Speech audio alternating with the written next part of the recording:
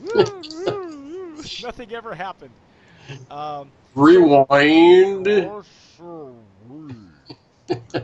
yeah, hey, so we were discussing the Reposado, and anyway, Alex, they're not telling us anything as far as how long it's been aged. I imagine that it's in white oak barrels. It doesn't look like it's been aged hardly at all.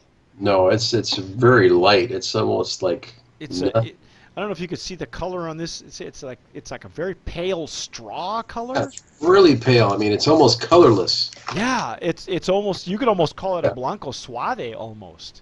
Blanco A suave. blanco suave. Yeah. By the So way, for those of you who don't know, a blanco suave is a blanco that has been rested in oak, and they pull it out of the barrel at at just before it has to be called a reposado. So technically, it's a blanco suave, and it would have a tinge of color. So that's what right. this looks like. It looks like a blanco suave with a tinge of color. It's like a wood tease. Yeah, yeah, it's like it's like the fan dance. It's not showing you a whole lot. Um, Wow, the nose is very similar to the Blanco. yeah, it's almost identical to the Blanco. I don't know. I don't know if aging did anything to it. Is Yeah. what I'm wondering.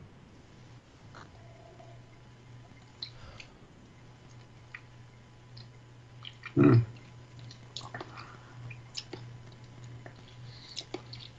It's got a little more depth to it, but very close to the Blanco. Yeah, but there's not much. It's not much. I mean, it wasn't like the Blanco needed to have the edges rounded or anything like No, that. no. Because the Blanco was very enjoyable on its own, very fruity. What do my notes say on the Reposado? And let's see. Taste like a warm kiss, what tequila should be. Like a warm, wet kiss. As you can tell, they didn't. They spared no expense on the descriptors. I'm gonna go out on a limb, Alex, and say that there's really virtually no difference between the Reposado and the Blanco. In my opinion, I wish that they'd have rested it either in a non-used barrel. I mean, I get the idea of using a used barrel, Hmm. okay, um, but maybe a little bit longer would have given it a little bit more depth Right. Now, because the Blanco on its own is really good. yeah, It almost having a Reposado this light almost negates yeah. having it. I, Uh, I I don't see the advantage of doing a Repo except for the color maybe, and calling it something else. Well, I gave it another chance. I do get a little some wood notes, but again, it's very subtle. Yeah, it's Very subtle. so light. Kisses of wood, which is nice. Again, like you said, the Blanco didn't need any rounding of the edges No, we've or had smoothing. Blancos that have been more aggressive, either on the nose or on the palate, on the nose or the attack. But this Blanco was perfect the way it was. Yeah. Um, Pour me just a little bit of that Blanco. I'm curious now. I still have some left over. You have some left over there? Yeah, I'm not. Okay, we gotta do a side by side. Here we go. This is Blanco. This is Reposado for me. Oops.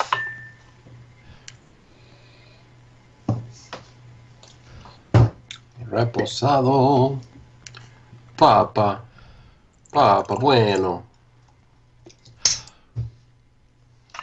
Okay, so I got my Blanco on the right.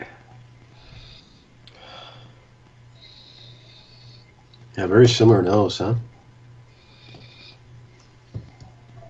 There's virtually no difference. As a matter of fact, the Blanco is so good that this Reposado almost gets in the way for me.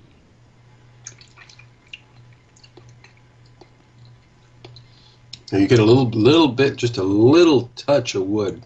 Yeah, but is it worth it? I don't know. It's actually, I actually do get a longer finish on the Reposado. You think so? Yeah, it's the Blanco.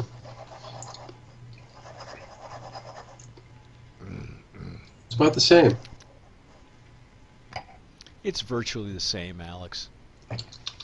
I if it were me, I would have liked, if it had stayed another month or two in the barrel, I think you would have really had something.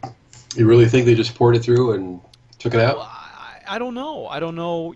Again, the Gee, distillery is only going to do what the customer wants them to do. Obviously, the distillery is there to guide them. The master distiller is going to tell them, but maybe this is the way the family wanted their reposado. They didn't want a whole lot of wood.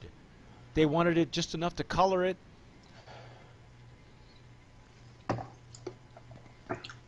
And see I get the logic, but the flaw in the reposado is that the blanco is so good. That's Does it make any sense? that's an It's oxymoron. an oxymoron, but that's the way I see it. The blanco was so strong and so stellar on its own that they really to distinguish it from the reposado. If it were me, I would have aged it maybe another month or two. What do I know? But that's my opinion. I have to cleanse my palate.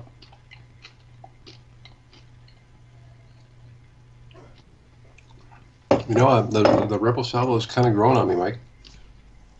Well, you tell me. Uh, I'm not. Yeah, We have some Papa Bueno confusion here. yeah. It's they're so close. I don't even Very know. close. I don't know what what the price point is either. Sometimes that is a determining factor. Yeah, it might be just $5, $10. You know. Sometimes they're within $5 of each other, depending on how they're priced. In the market. Yeah, you can tell. Well, obviously, like we've said, you can tell the wood's there. Right. Is it enough to make a difference? That's really, I guess, up to each palate.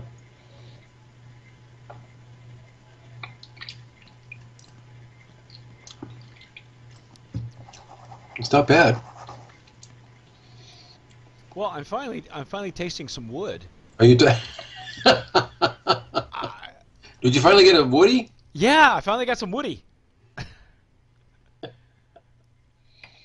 I just, Yeah, they're very close. They're they're so they're close. so close.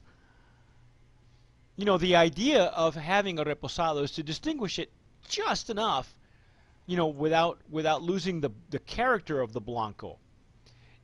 In my opinion, the characteristics of the blanco almost overshadow what they tried to do with the Right. wood. It's usually the other way around. There's too much wood and not enough agave. Right. There's enough agave to go, why, and some people are gonna look at it and go, is it a blanco? Is it a repo? Is it a blanco suave? Okay, if you were to call this a blanco suave, I would get it. This to me is not a reposado, it is a blanco suave. Okay. But in order for I that agree. legally to be the case, they have to pull it out of the barrel. I think it takes 45 days before they have to call it a reposado. Herradura was the first one to actually call it a blanco suave. They did that on purpose. 45. I thought it was just 30. So it's 45. Could be. I was under the impression it's 45. I'll have to check on what the normas are, but the idea was to pull it out before you had to legally call it Right. a Before you reposado. declare it, before you declare it a repo. Right. Okay. So maybe you're right. I think a reposado is what 30. What's the I minimum? can't. I can't remember. I'd have to look it up. I Okay. can't right We're now. gonna have to look it up. And Judges, can we look it up, please? yeah, please, ding, ding, ding, ding, ding, ding. But Yeah, if you're you you're were right. to, You're right, Mike. You're if right. you were to call this a blanco suave, then it would make total sense to me. I would get it. Right. But they're calling it a reposado, Yeah. and Close to Blanco. the blanco is so good that it really, why have a repo? Yeah. That makes me more intrigued now with the añejo. Yeah, I think the Blanco still is going to stand on its own as a brand of promise. The Reposado, I'm not too. I don't know about you. I'm not too crazy about it, but the Añejo is going to be the tiebreaker Agree. for us. I agree. I agree. So, that being said, I'm Mike Morales here in San Antonio. I'm Alex Perez. You're watching Sipping Off the Cuff.